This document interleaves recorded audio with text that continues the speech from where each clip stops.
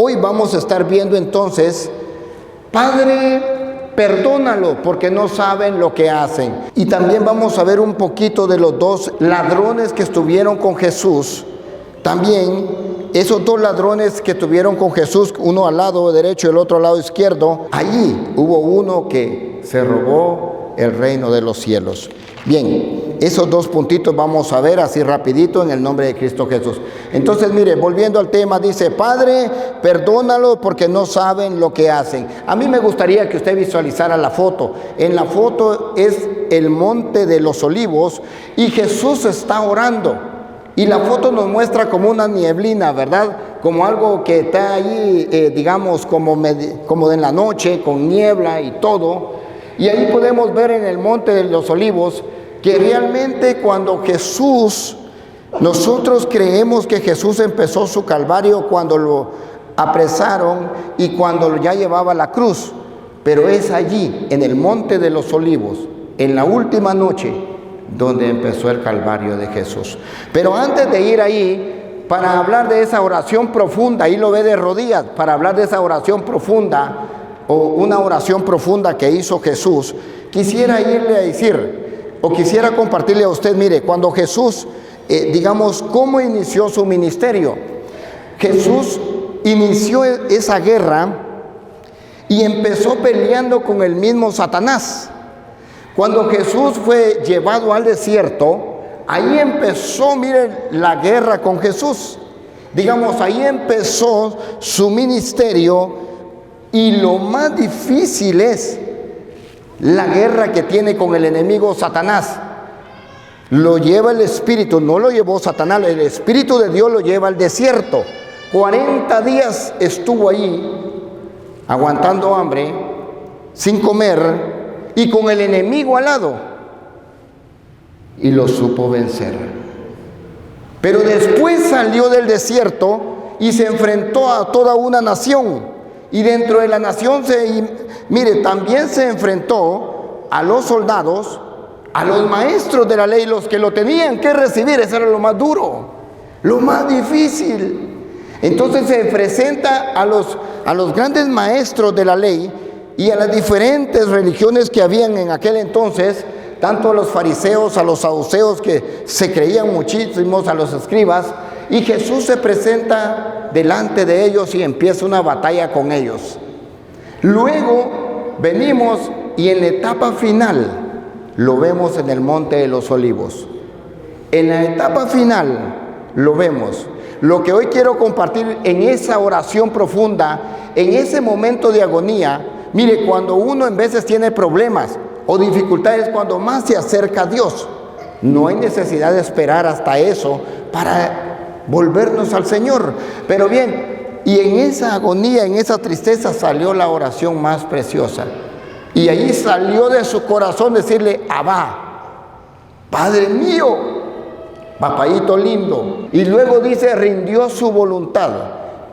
Lo que le quiero decir con esto es, mire pues, nosotros tenemos una mentalidad, y también los israelitas la tenían. La mentalidad tenían los israelitas que Jesús venía como un gran héroe, que Jesús venía a tomar la espada, y con esa espada, con esa imagen de un soldado, esperaban a Jesús. Ellos no miraban el momento que Jesús levantara la mano con la espada, pegara un grito y dijera, levántate, pueblo de Israel, toma tu espada, pueblo de Israel, porque hoy ha venido el nuevo David, y vencer más que a Goliat, al mismo Satanás. Ellos esperaban este grito de guerra, pero aquel hombre estaba de rodillas. Jesús no miraba la espada, era de otra manera que iba a vencer. Quiere decir que lo que quiero compartir con ustedes es ese camino hacia la cruz. Ahí donde lo contemplamos, Jesús no usó la espada, no usó el coraje, usó la oración. ¿Qué usó Jesús? ¿Y con qué vino Jesús a vencer? Con la oración. Cuando nosotros queramos vencer en esta vida un problema que tengamos, la mejor enseñanza nos la da Jesús.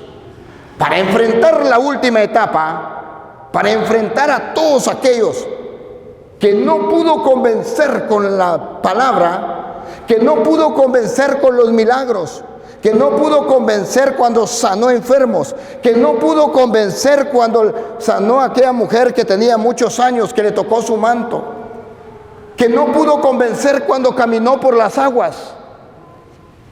Oiga, durante todas esas grandezas que el mismo Jesucristo mostró, a ver, esas son las que yo me estoy recordando. Mas sin embargo, con todos esos grandes milagros no pudo convencer al pueblo que Él era el Hijo de Dios. Para ir a la última faceta, Jesús lo hizo doblando sus rodillas, poniéndose. Pero ¿sabe qué es lo que? ¿Por qué le digo que contemple la foto? Porque es ahí donde entregó todo su ser en las manos de su Padre. Ahí ya no iba a pelear Él, ahí era Dios el que iba a pelear por Él. El problema de nuestra vida es que somos nosotros los que salimos siempre. Nosotros queremos vencer a como dé lugar. Nosotros queremos vencer la enfermedad, nosotros queremos vencer todo, nosotros queremos guiar todo, nosotros queremos ministrar todo, pero nunca nos abandonamos en las manos de Dios. Nunca nos abandonamos en la oración, especialmente los que tenemos ministerios, los que hemos sido llamados para predicar el Evangelio, los que hemos sido llamados para llevar ciertos ministerios. Tenemos que orar y abandonarnos en las manos de Dios para que Dios sea el que lleve con ese poder a su pueblo. Entonces, nos es difícil convencerlos, pero Dios sí lo puede convencer. Entonces, mire, entró en una oración profunda y en su agonía dijo: Abba, Padre. Y ahí rindió su voluntad, quebró su ser y le dijo: Padre, yo desde aquí yo ya no puedo más. Yo me imagino al Padre ver a su Hijo. Creo que no había tanta necesidad, pero de ver el Padre a su Hijo doblando rodillas, el mismo Dios, para que se manifestara su gloria sobre la humanidad. Muchos creyeron que allí habían vencido a Jesús, pero Jesús empezó esa etapa con oración y entregándose al Padre Celestial. Cuando hablamos de esas guerras, miren, y Jesús le dijo, entonces cuando lo lograron llevar a la cruz, cuando lo apresaron y lo empezaron a llevar a la cruz, mire, allí el enemigo creía que ya estaba totalmente vencido el Señor. Pero en aquella cruz, vayamos ahora hasta la cruz. En aquella cruz, y aquí le pongo otra imagen, en esa cruz, me gustaría que la contemplara. En esa cruz Jesús voltea a ver a todos, como lo podía estar haciendo el mismo día, hoy. Si en esa cruz dice: Padre, sus primeras palabras que salió de Jesús en la cruz, dice: Padre, perdónalos, porque ellos no saben lo que hacen. Yo me imagino, me encantó la foto, porque me imagino ver que Jesús volteó a ver a todos y les dijo desde este púlpito, del púlpito de la cruz: les voy a dar testimonio de los que les prediqué a ustedes. Desde esa cruz, golpeado, herido, ensangrentado, con su espalda deshecha, ese hombre dijo: perdónalos, porque no saben lo que hacen. Y cuando Jesús andaba predicando el Evangelio, él le dijo: amen a sus enemigos y amen a los que los persiguen. Y ahí nos estaba mostrando en la cruz que él lo que predicó lo puso en práctica, que lo que en el Evangelio que él vino a anunciar lo estaba poniendo en práctica, porque él les dijo: miren, la imagen que estamos viendo ahí. Dice, en esa imagen nos dice mucho. Amar a nuestros enemigos. Vamos a colaborarlo en el nombre de Cristo Jesús. Miren, San Mateo 5:44 dice así. Dice, ustedes han oído que se dijo, amarás a tu prójimo y no harás amistad con tus enemigos. Eso fue lo que decía la ley. ¿Qué es lo que nos está diciendo aquí? Por eso el levita vio al samaritano que estaba ahí tirado. Solo lo vio, se dio la vuelta y se fue. Porque ellos no podían tocar una persona pecadora o algo que estuviera inmune. Ellos no podían tocar un cuerpo que ya estuviera muerto porque era pecado en aquellos años. Entonces mucho menos a alguien que los había herido, mucho menos a alguien que los había golpeado. Eso era lo que mostraba la ley. Verso 44, y dice Jesús, pero yo les digo, amen a sus enemigos y recen por sus perseguidores. ¿Se da cuenta cómo viene a voltear Jesús? Era difícil, porque la mentalidad que traían ellos era diferente. Aquel me hizo daño y tarde o temprano me las iba a pagar. Pero ahora Jesús le dice, ahora no, ahora se van a enseñar a amarlos. Esto es lo difícil. Pero yo le voy a decir algo.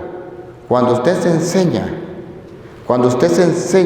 a amar a Dios, yo le voy a contar una historia, si ya se las conté. Bueno, mire, yo cuando estaba joven compré un terreno. Era de 10 metros por 18 de largo. Y se lo compré a una persona que decía que era uno de mis mejores amigos. Y en un lugar muy bonito. Y esta persona, cuando se lo terminé de pagar, me dio los documentos.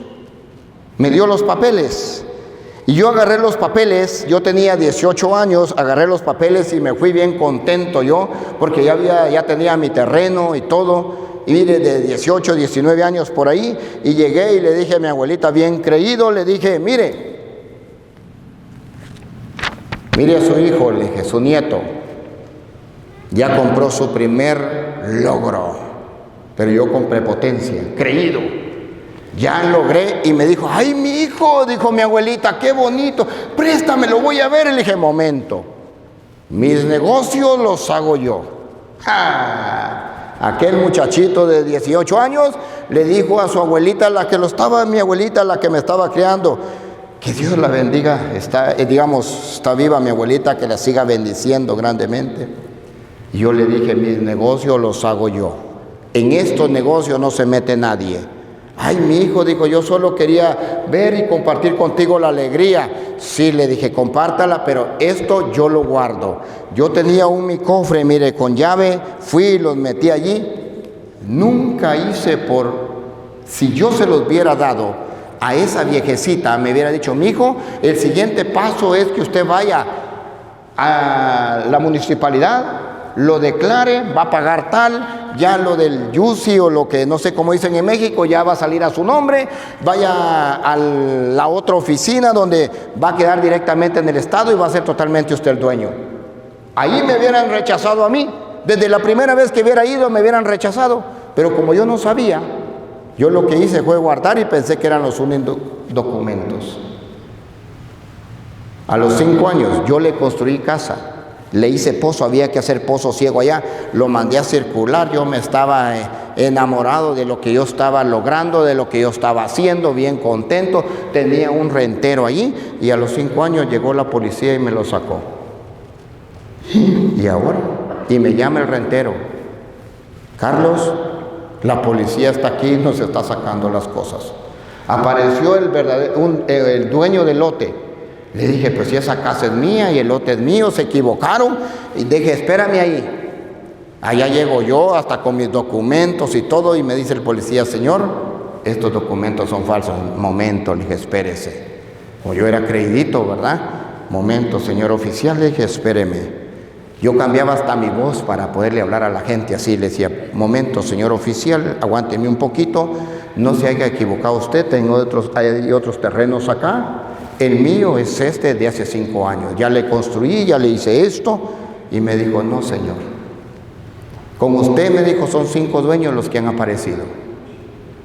Allá voy yo ahora, sí, abuelita, ayúdenme a doblegarme. Allá regresé. Pero ¿sabe qué le quiero compartir? Que tengo unos años que fui a Panamá, Centroamérica. ¿Y sabe con quién me fui a encontrar? Yo perdí ese terreno, aparecimos 5 dueños y yo era el menos indicado de ese terreno. Había un solo dueño de los 5 y yo le había construido, yo le había hecho ya muchas cosas. Yo me fui redondito perdiendo mucha plata ahí. Pero ¿sabe qué es lo más curioso? Que después de muchos años fui a Panamá. Y uno de mis amigos que andaba conmigo me dijo, oye, fíjate que aquí estaba mi tía, está viviendo mi tía, la quiero ir a visitar. Vamos a visitarla, hombre, veamos. Yo bien contento. ¿Sabe a quién me fui a encontrar a Panamá? ¿Sabe a la casa de quién llegué? De aquel que me vendió aquel terreno. Comí en la mesa de él, compartí en la mesa de él. Y tal vez, fíjense que tal vez Dios le tocó su conciencia porque me dijo, Carlos, hace muchos años, dijo, pasó un problema. Y luego lo paré y le dije, sí, pero eso, le dije, ya quedó atrás. Eso es cosa del pasado. En mi vida no hay ni rencor, ni dolor. Así es que usted viva tranquilo, que eso fue cosa del pasado. Esa hoja se dobla. ¿Sabe por qué?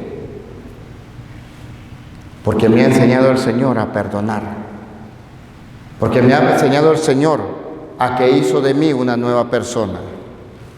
Y se lo doy como testimonio. Porque comí en su mesa, nos atendió con aquel que me había robado.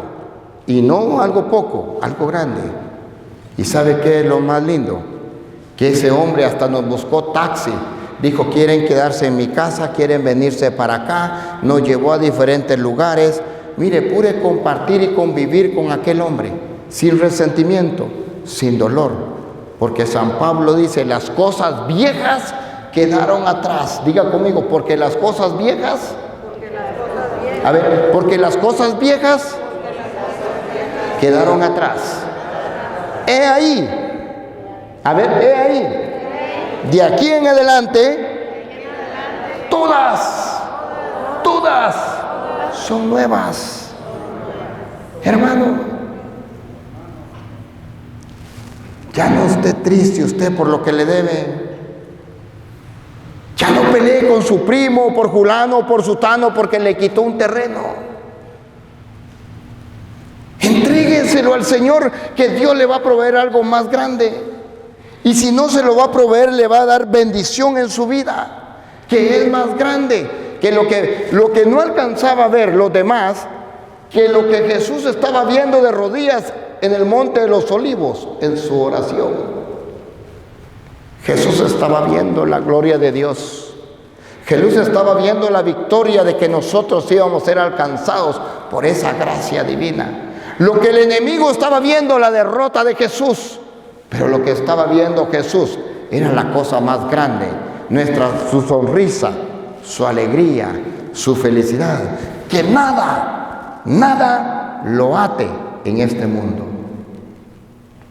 Tenemos muchas personas atadas a un pasado, con decirle que todavía tenemos gente que añora aquella novia que dejó hace años. Sí, y se lo muestro. Todavía tenemos hombres o mujeres que guardan una foto todavía de su primera novia, atados a un pasado, ya con esposa, con hijos, con todo, y todavía teniendo ahí el recuerdo, y no me lo vayas a tocar, es mi recuerdo, fue mi primer amor. Rumpa esas cadenas en el nombre de Jesús, hombre. Termine con eso, sea feliz. Mire hacia adelante, mire hacia el frente, deje de voltear a ver hacia atrás. Jesús no volteó a ver hacia atrás, miraba hacia adelante, porque miraba la gloria de Dios en cada uno de nosotros. Entonces San Mateo dice, pero yo les digo, amen a sus enemigos y recen por los que los persiguen. Ahora oremos. Le voy a hacer una pregunta ahí, pero usted la va a responder en su corazón. ¿Cuántos están orando por Trump? Por Trump, el presidente de los Estados Unidos. Yo, mire, bendito sea Dios. No me lo diga. Jesús, ¿qué dijo? Padre, perdónalos. Usted no quiere perdonar a Coca-Cola. Usted no quiere ni perdonar a Walmart. Usted está peleando todavía. Y Jesús en esa cruz derramando su sangre dijo, Padre, perdónalos porque no saben lo que hacen. Usted todavía no quiere perdonar a su madrecita, a su papá, a sus abuelitos, a su tío. Escuchaba una señora dar testimonio que había sido dañada por un tío. Y todavía después de tantos años dijo, y una mujer predicadora y todavía dice, es que me duele todavía contarlo. Por lo que le había hecho el tío, suelte esa cadena ya, déjela atrás, enséñese con él. Padre, perdónalos, porque no saben lo que hacen.